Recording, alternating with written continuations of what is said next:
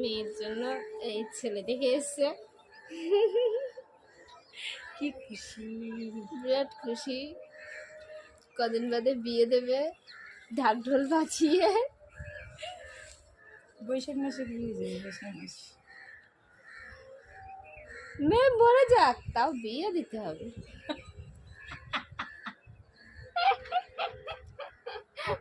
পিছনে মরে থাকুক, তাও বিয়ে দিতে হবে। বিয়ে করলে ঠিক হয়ে যাবে।